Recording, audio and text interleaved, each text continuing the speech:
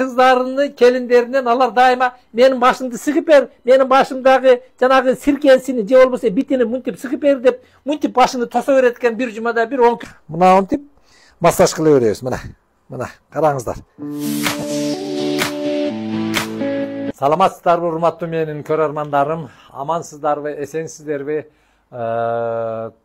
Zamanınız tınç, esen aman жүрөсүздөрбү дегендей.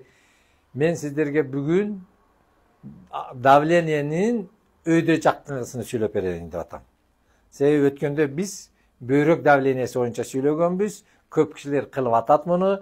Эмелер бөйрөктөрү жайына түшкөндөр давлениясы жакшы болуп, эме кушу курсан болуп жатат, урматтуу менин көрөрмандарым. Мен ошол кишилердин баардыгын куттуктаймын. Телефондон рахматын айтып атат. Ушундай оңой эле нерсе турбайбы деп. Эми өйдөдөгү телефон эмени айтып берейин. Давленияны айтып берейин. Ал мындай байкасаңыздар, курсактуу адамдарда же болбосо мындай толо адамдарда мойну жок болуп калып атат. Мойын мынтип эменин ичине кирип калып атат. Өзүмдөн көрсөтө берейин, бул эчтеке эмес. Себеби мен 100 килограмм болгондо менин мойнумда жок болчу. Жанагы келип эле көкүрөктөн бет болуп калганда. Анан ошол моюн мына жерде өткөн эме бар. Bir булчуң бар. Ушулдун ортосунан ичинен кан тамыр өтөт да, ошону кысып калат экен туугандар. Ошону кысып калат экен. Анан давление, өйдөнгү давление 130, 140, 150 болуп көтөрүлүп турат экен.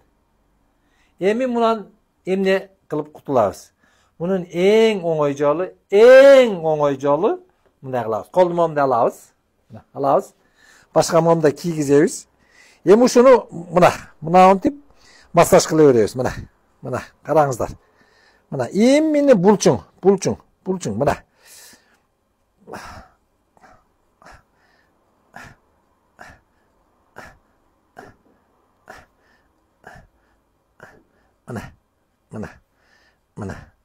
Мына. Ушуну bir 60-100 жол кайталап жибериңиздер ушундай кылып туруп. Көзүңүздөр чакчай меникиден ачылат дагы баш ооруп калып сразу жакшы болуп каласыздар. Анан экинчиси акуланы кылып атканда башты эки колду үстүгө коюп, пут мынчакка кеткенде башты бул жакка кеткизип, мону дагы обязательно кылыңыздар.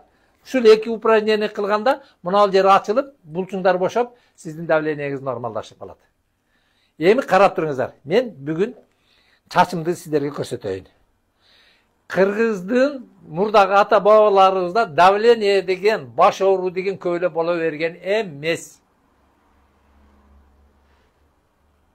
Кызык жери эмнеге деп сурашыбыз керек да. Эмнеге болгон эмес десе, алар bir айда bir жолу чачыны устара менен алып турган экен. Караңыздар, устара менен алып турган экен. Мына мен чачымды ошентип 2 жолу алдырдым. Менин башым свежий болуп, тимеле жыргап турат. Ал эми мурда чач коюуду билген эмес да кыргыз. Мурда такай устара менен алып, баягы чачты жибиткенде сууду алып алып момтуп атып, мына. Мынтип атып, чачты жибитем деп массаж болуп турган экен. А лезвия менен алганда, жалтыратып алганда, ошол кан тамырлар бүтүн жакшы иштеп, эме баш оорулар болбой, баягы кулактагы шумдар болбой калат экен. Эми апаларыбыз канткен?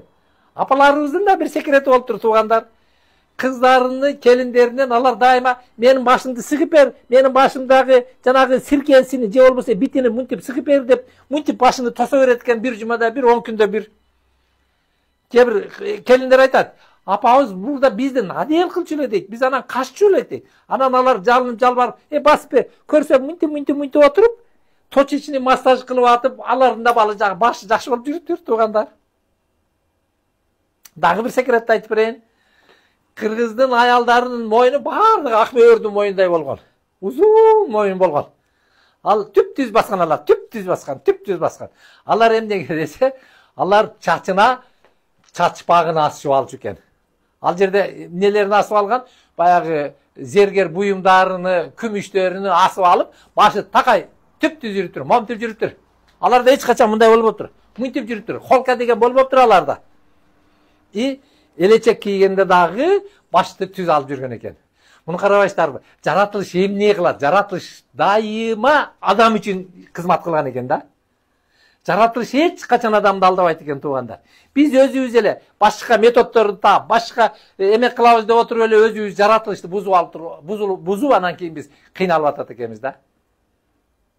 Сиздин ден соолугуңуз мен үчүн аманат. Görüşкенче саламатта бололу. Эмне кылышты өзүңүз билесиз.